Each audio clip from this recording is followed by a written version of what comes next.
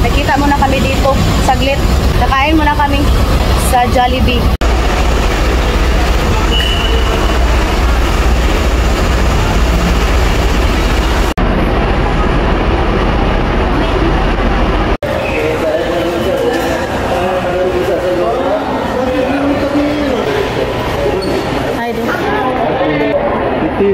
Terminal 3, alat.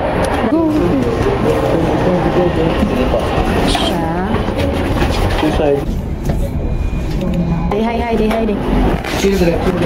Jollibee po, saan po?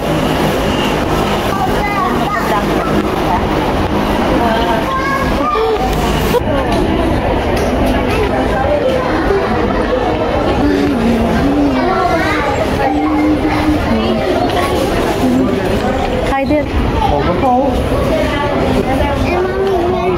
Saan mo gusto? Spaghetti. Wala may pansit na daw eh. Spaghetti. Yan yung pinsan niya. So ayan guys, bale, nakipagkita po ako sa kanila dito. After namin dito, yung next flight namin is papuntang Cebu. Nakita lang kami saglit ng mga bata. Jake, Zilo ba? Mahiyain yan sila. First meet ng magpinsan, Kuya Jake and Tisha.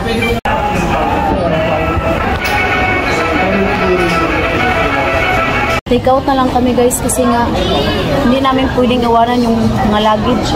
Kaya nagutom na yung mga pamangkin ko.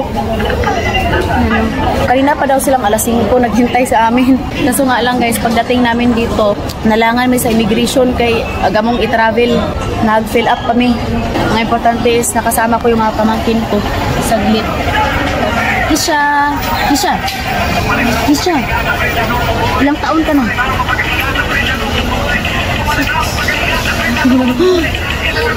Wala si Tisha, hindi niya alam.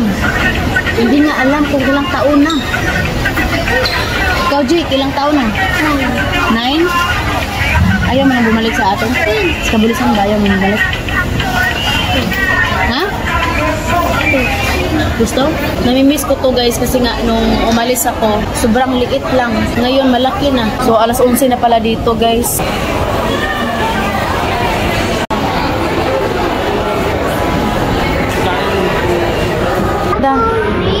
So, ayan.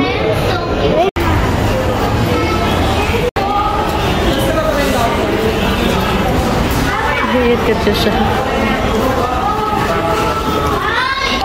Tisha, yung kauna na.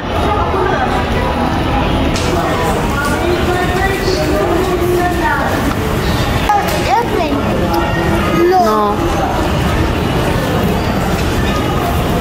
So, ayan guys, wala na akong battery sa phone ko. 4% na lang. So, kaya magpaalam na kami sa inyo.